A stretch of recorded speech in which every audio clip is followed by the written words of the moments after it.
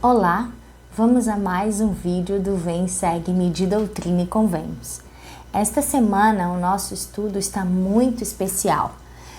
São as revelações contidas nessas duas sessões que nós vamos estudar hoje, que é a sessão 18 e a sessão 19, são uma das mais importantes revelações conferidas ao homem. As revelações de Doutrina e Convênios, elas foram dadas em circunstâncias específicas há quase 200 anos. Mas os princípios ensinados aqui, eles são eternos, ou seja, eles são para nós hoje em dia. Então, eles devem ser muito bem observados e vividos.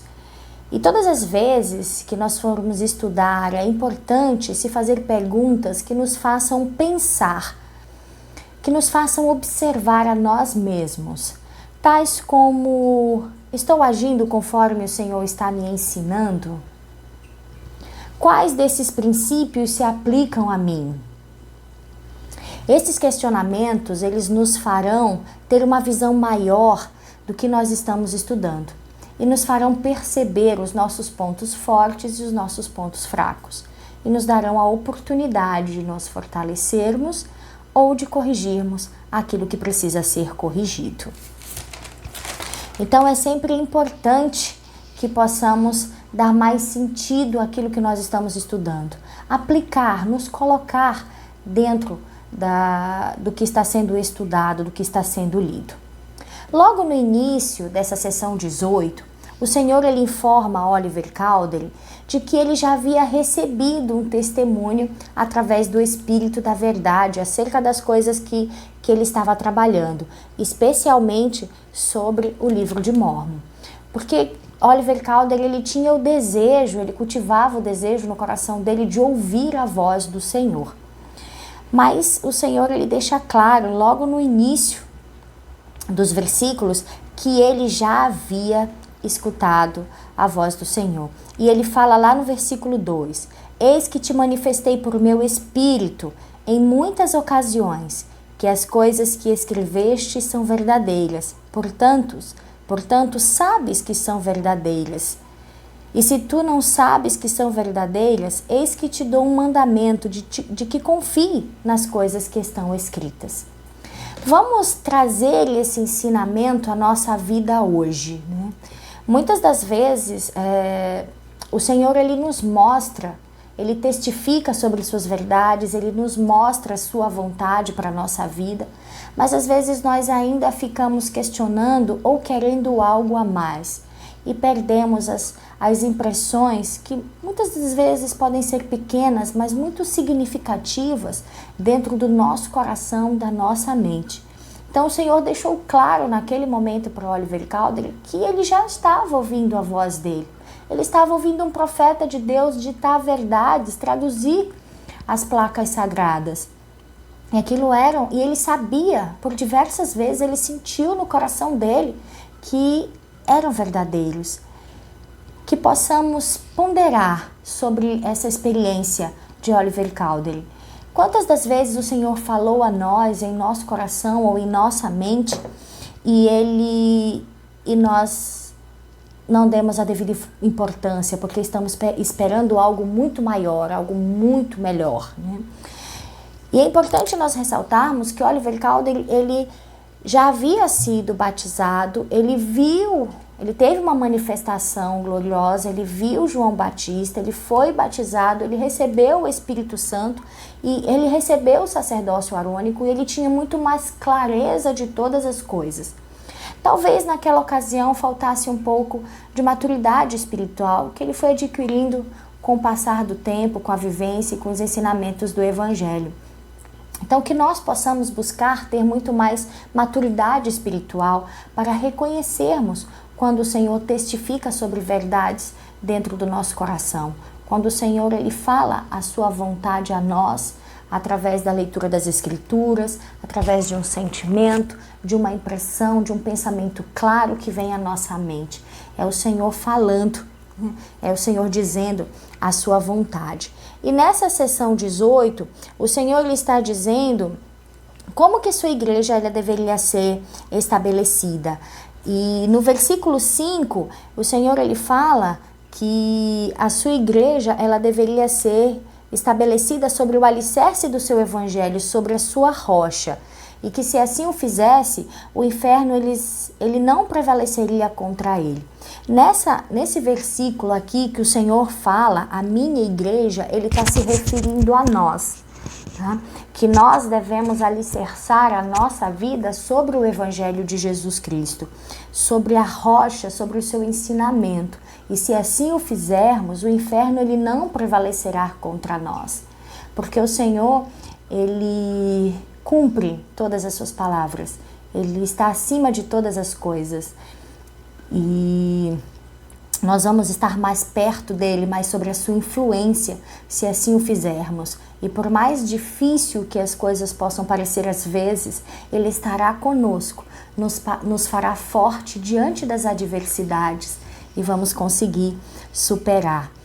Então, e ele fala no versículo 6 e 7, que eu vou ler para vocês agora, o seguinte: eis que o mundo está amadurecendo em iniquidade, e é necessário que os filhos dos homens, tanto os gentios como a casa de Israel, sejam levados ao arrependimento. E assim como foste batizado pelas mãos de meu servo Joseph Smith Jr., de acordo com aquilo que lhe ordenei, ele cumpriu aquilo que lhe ordenei. Então, o Senhor, ele espera que nós possamos levar esse conhecimento para as outras pessoas, porque a iniquidade, né, as coisas ruins, elas estão muito fortes, estão prevalecendo muitas das vezes na vida das pessoas, e elas precisam conhecer a fonte que pode ajudá-las a superar isso, a fonte que pode ajudá-las a corrigir suas vidas e dessa forma poderem ser levados ao arrependimento e assim ao batismo.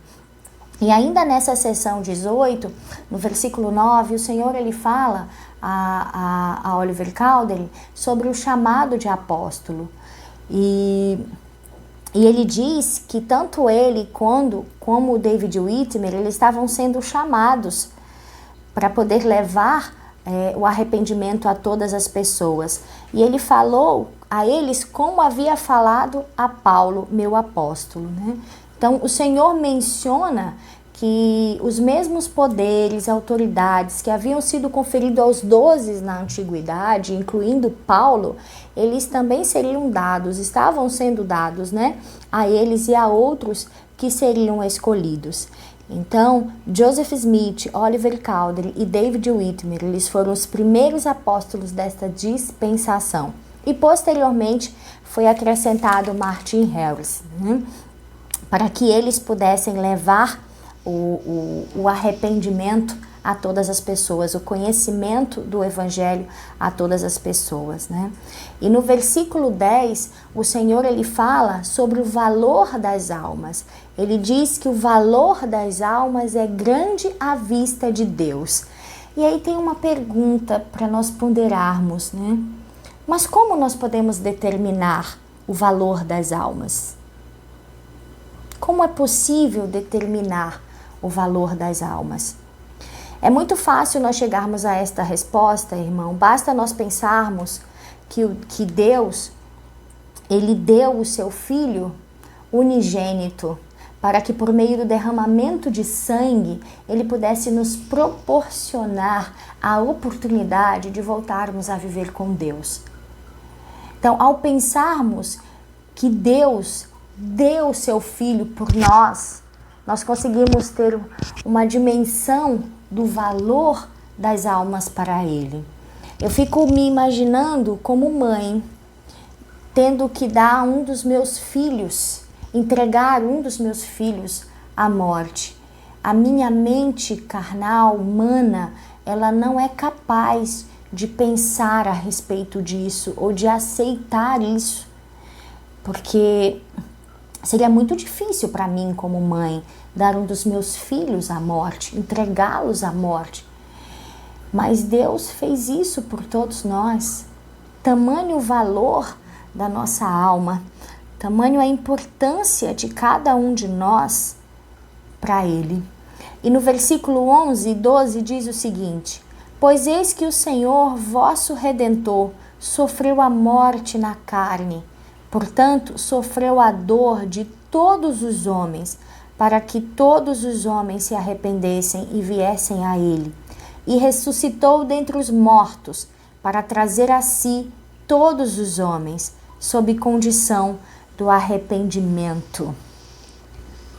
Por esse motivo, Joseph Smith, Oliver Cowdery, John Whitmer, David Whitmer e muitos outros homens foram chamados para trazer almas ao Senhor, por esse infinito valor, por essa importância que nós temos para o nosso Pai Celestial e para o nosso Salvador Jesus Cristo, que aceitou ser entregue à morte, à dor carnal, física, à dor da alma, para que nós pudéssemos ter a oportunidade de nos arrepender de nossas falhas, de reconhecer os nossos erros e voltar à presença dele por meio desse sacrifício tão importante, tão significativo para nossas vidas, né?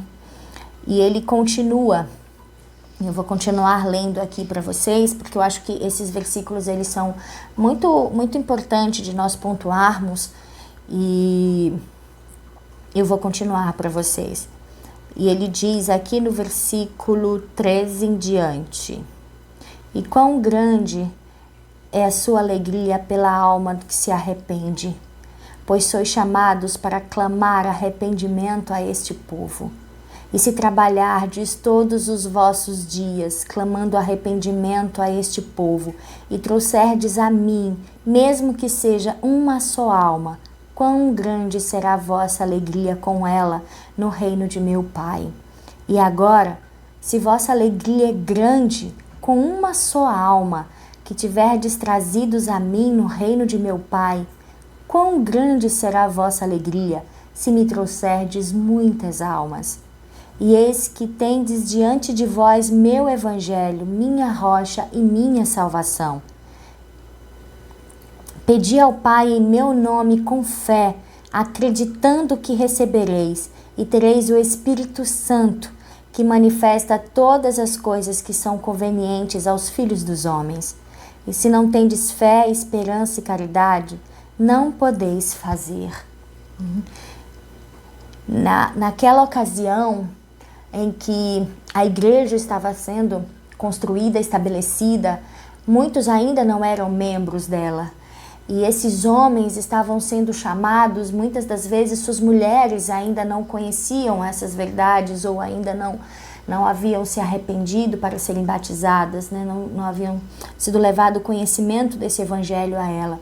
E o Senhor se refere nessa ocasião para esses homens justamente a respeito disso. Imagina se você trouxer sua mulher, quão grande será a sua alegria com ela no reino de Deus, né? Quão grande será a alegria do Senhor é a sua com ela no reino de Deus.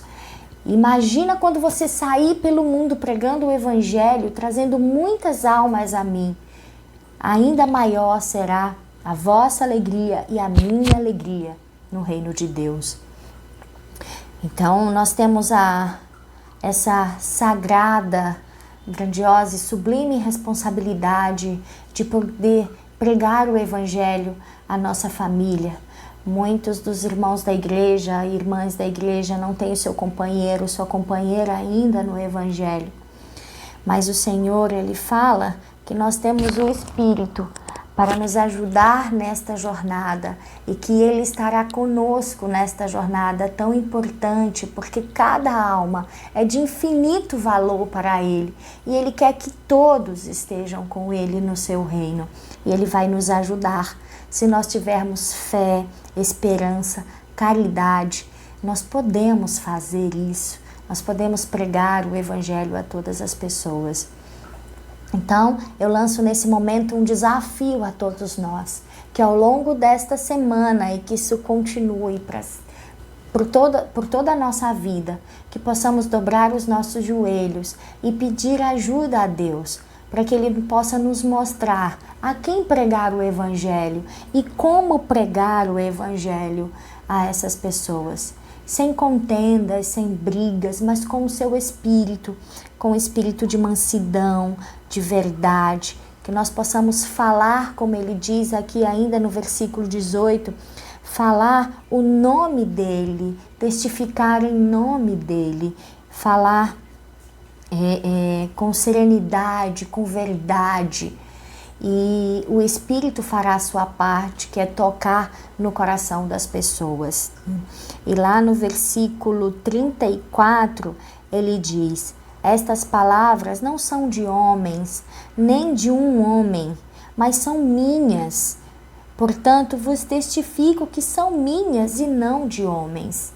Todas as vezes que nós estudamos as Escrituras, nós estamos ouvindo a voz de Deus, porque elas são faladas por Ele, são sua vontade transmitida a nós, por homens chamados por Ele.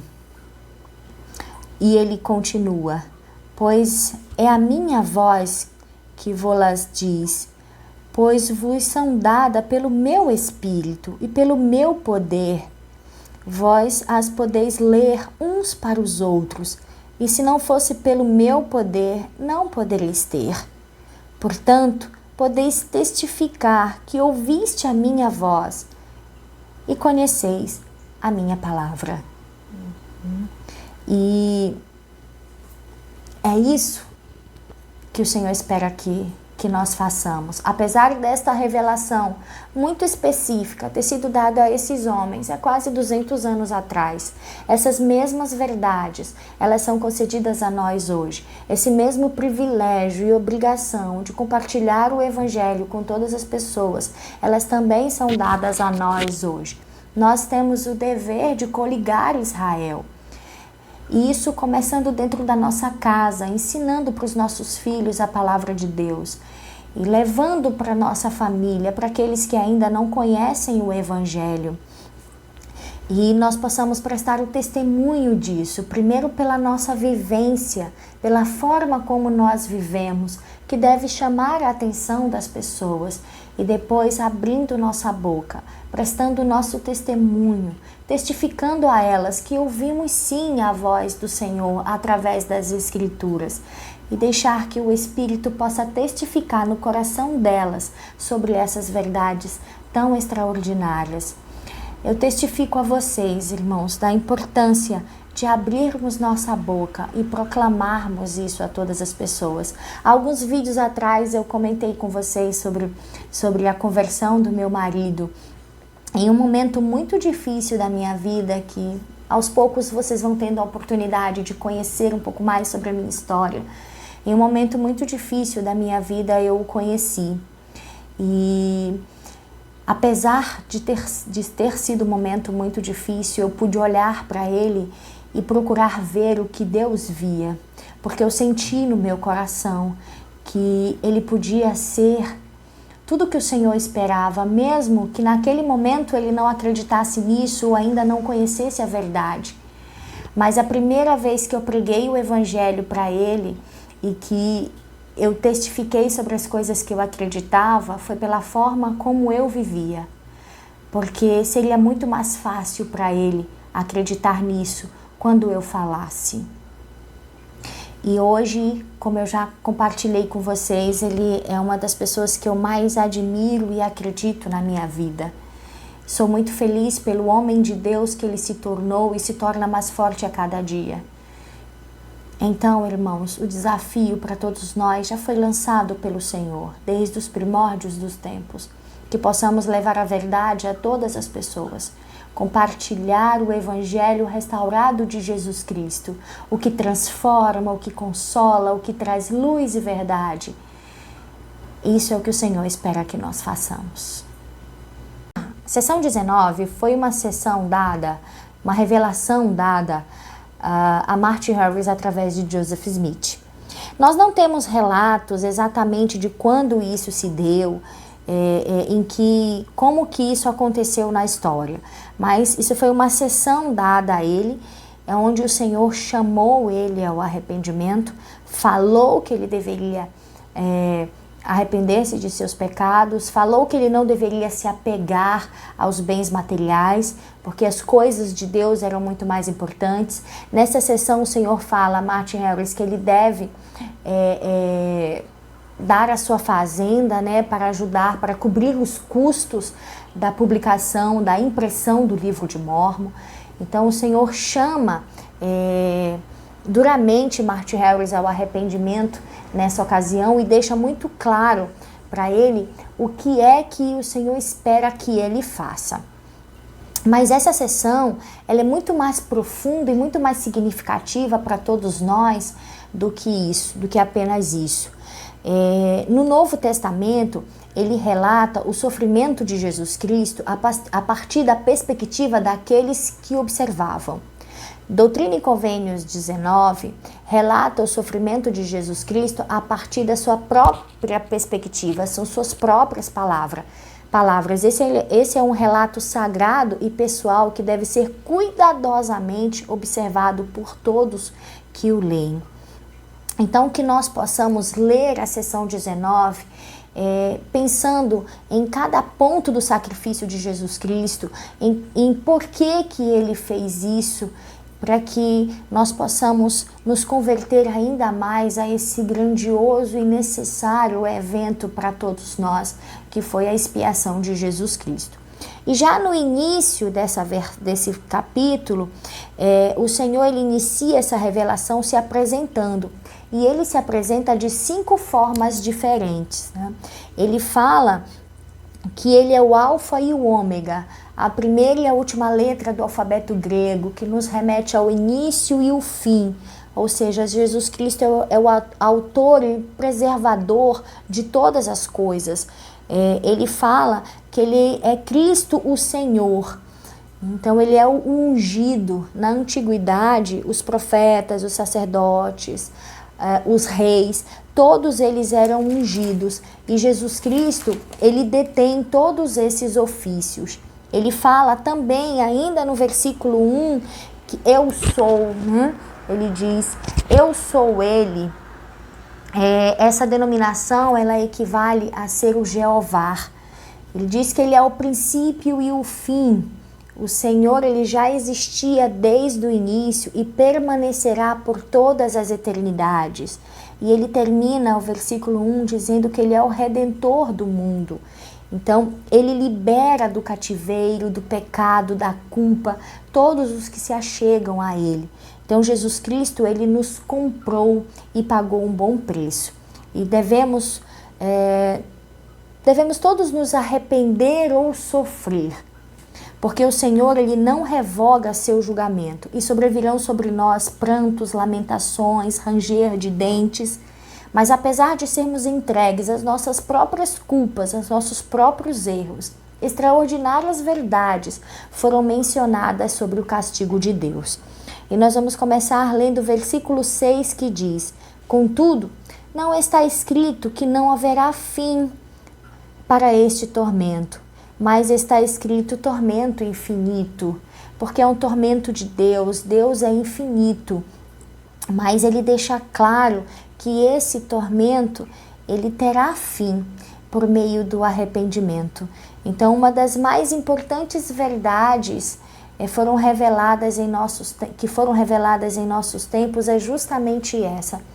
Nós precisamos entender que o inferno, ele tem uma porta de saída e uma porta de entrada, exatamente nesta ordem. Vamos ler lá os versículos 13, 15 e o 17. Portanto, ordeno que te arrependas e guardes os mandamentos que recebestes pela mão de Joseph Smith em meu nome. E pela minha... Perdão, o 15. Portanto, ordeno que te arrependas. Arrepende-te para que eu não te fira com minha vara, com a vara da minha boca, e com minha ira e com minha cólera, e teus sofrimentos serão dolorosos. Quão dolorosos tu não sabes, quão intensos tu não sabes, sim, quão difíceis de suportar tu não sabes. Pois eis que eu, Deus, sofri todas as coisas por todos, para que não precisem sofrer caso se arrependam. Mas se não se arrependerem, terão que sofrer assim como eu sofri. O Senhor, ele não modificou o mínimo que seja do que disse nas dispensações anteriores a respeito de como funcionam suas leis e seu evangelho, mas ele deixou bem claro para nós que a sua bondade, a sua misericórdia, ela vem acima de tudo, pois a glória e a obra de Deus é proporcionar imortalidade e vida eterna ao homem. Então o Senhor deixou claro que se nós nos arrependermos de nossos pecados, nós não precisaremos sofrer, porque Ele já sofreu por todos nós. Mas então isso significa que eu não vou passar por nenhuma dificuldade na minha vida, que vai ser tudo tranquilo? Claro que não. Esse é um tempo onde nós devemos nos preparar, nos qualificar e, sobretudo, merecer estarmos com o nosso Pai Celestial e o nosso Salvador Jesus Cristo novamente. Mas significa que nós vamos suportar, que nós vamos ter um alento, sabemos aonde buscar ajuda, porque o nosso Salvador Jesus Cristo, ele sentiu todas as dores, justamente para que pudesse nos ajudar. Então o Senhor deixa muito claro que para que eu não sofra tudo que ele sofreu, e ele fala, você não sabe como vai ser, você não sabe quão intenso será, quão difícil será, mas se você não se arrepender, você vai sofrer. Porque é apenas por meio do arrependimento que o sacrifício expiatório de Jesus Cristo, ele tem valor na nossa vida. E o Senhor deixa claro a terrível realidade do seu sofrimento. Ele fala aqui mesmo na seção 19, o quanto ele sofreu, o quanto foi difícil descer abaixo de todas as coisas. E o mais importante é que não se trata de uma dor física, nem apenas de uma angústia mental, mas sim de uma angústia da alma, uma angústia tão grande que fez ele sangrar por todos os poros, uma dor tão grandiosa e infinita que nós não somos capazes de dimensionar, não seríamos capazes de suportar tamanha dor e tamanho sofrimento. E o Senhor, ele pede que nós não desprezemos esses conselhos, né? Que nós possamos dar ouvidos à sua voz, que possamos atender ao seu chamado, ao clamor de arrependimento que é pregado a nós e que nós aprendemos sempre sobre o arrependimento nas Escrituras, né? Tudo que Cristo andou fazendo sobre a terra foi justamente isso, pregando arrependimento às pessoas, servindo as pessoas, amando as pessoas, porque ele entendia com perfeito entendimento, com perfeita compreensão, o valor de cada um de nós para Deus e para Ele também, né? E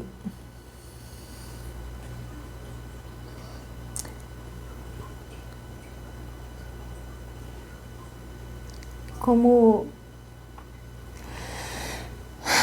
é gratificante para mim poder saber que eu tenho um Salvador, um amigo, irmão, um Senhor que me ama acima de todas as coisas, acima de si mesmo, que foi capaz de dar sua vida, de sofrer uma dor que eu não consigo dimensionar. Nem os piores momentos da minha vida conseguem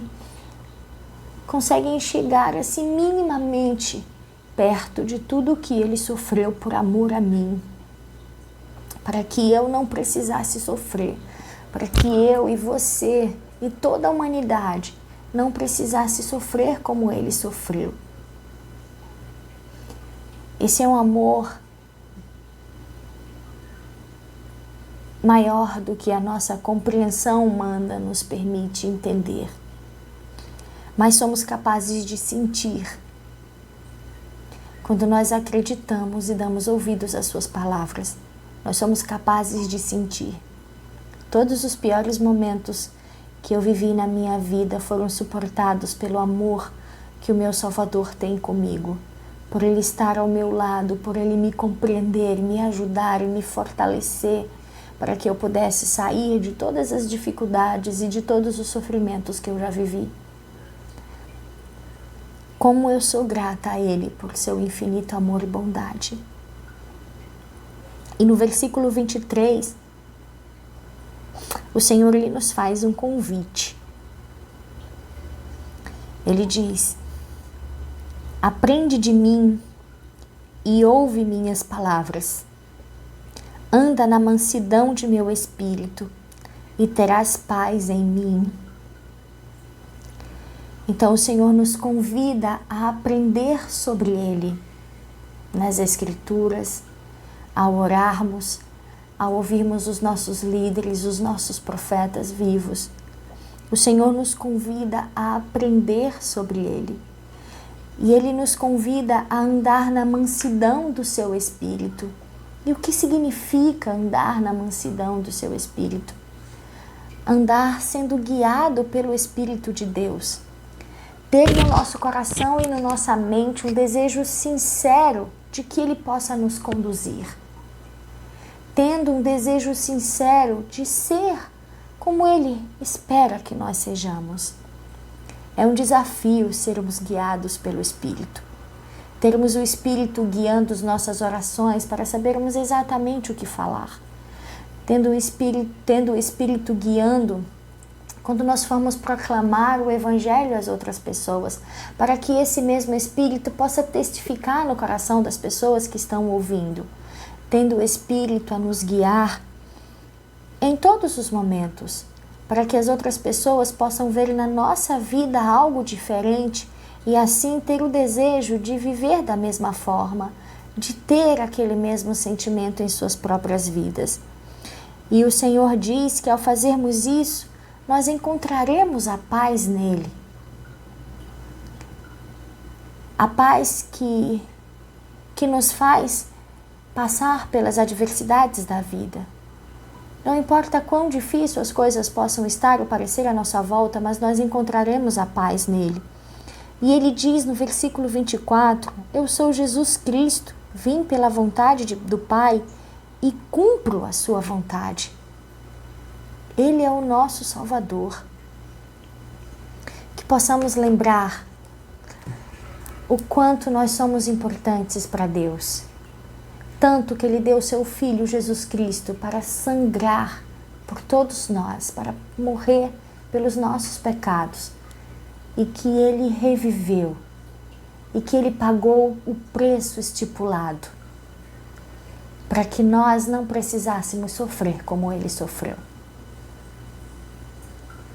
Que possamos ter essa certeza dentro do nosso coração. E encontrar a paz que vem dessas verdades tão gloriosas. Eu compartilho meu testemunho com vocês de que eu sei que Jesus Cristo, Ele morreu pelos nossos pecados, mas que Ele viveu novamente. Eu sei que Ele vive hoje e que eu tenho a oportunidade de voltar a viver com Ele, meu Pai Celestial. Se eu me arrepender todos os dias dos meus erros, me tornando cada dia melhor. Eu sei dessas verdades e compartilho essa minha certeza com vocês. E faço isso em nome de Jesus Cristo. Amém.